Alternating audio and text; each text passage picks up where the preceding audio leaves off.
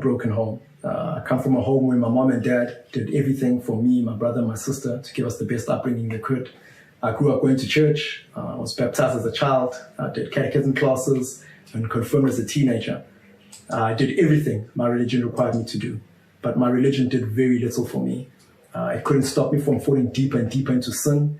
It couldn't fill this emptiness and this void that I felt in my heart, and it had no power to save me from the grip of fear that had taken hold of me. By the time I'd finished high school, I was tired of being a good boy. I was tired of trying to be good, and I wanted to be cool. I wanted to fit in. I wanted to be recognized. I wanted to be accepted. And I gave myself wholeheartedly to anything I could that would fill this void, that would give my life some sort of purpose and meaning. But by the time I was in my mid-20s, I was just in a bad place. I'd been involved in many things, and I'd done many things that I knew were wrong. Because I'd grown up in church, I knew that many things that I did was wrong, was sin before God. And the fear in my heart had grown. The emptiness had grown. The despondency was overwhelming. I had picked up a whole lot of habits and addictions along the way, and they had such a grip on my life. And I knew that I wanted to change. I knew that I wanted to not be the same. I yearned for the innocence that I had in my heart as a child. And I wanted to be pure, and I wanted to put my life right with God, but I didn't know how. And it was like the more I tried, the worse it became, the greater the fear, the greater the doubt. And I came to a point where I didn't even know if God was really real. A friend of mine who I worked with got born again, and I'd never ever known that someone could get born again. I'd never heard of that. And at the time, I didn't know that's what happened to his life.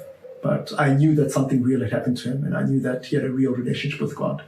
So I basically invited myself to church. I just asked him if I could come to church with him. He was excited and he said yes. And when I got to church, the first thing that hit me was just basically how everyone there was really worshiping God.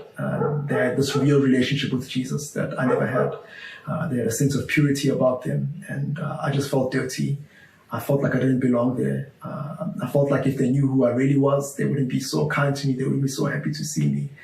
And after the service, I just said to the Lord, that's it, I've tried. I tried to be good. I tried to seek you. I tried to find you.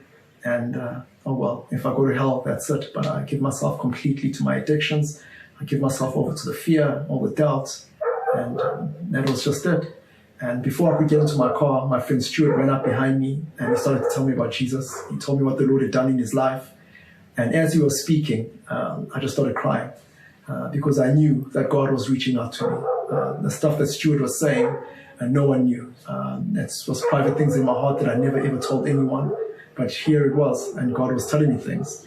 And I cried. I cried because God was reaching out to me. I cried because the Lord was real. I cried because God could see my suffering and my pain. I cried because God was there the whole time.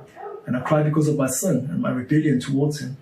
And the Lord touched my life and he changed me. He removed the fear in my life. He removed the doubt. He gave my life purpose. He gave my life hope. And I just want to say to you, if you're listening tonight and you can identify with just a little bit of what I'm saying, you know the fear, you know the depth of the emptiness, you know the despondency, you know how you feel your life has no purpose and you've tried everything, give Jesus a try. Cry out to him from the depths of your heart and he is willing and able to save you. May the Lord bless you.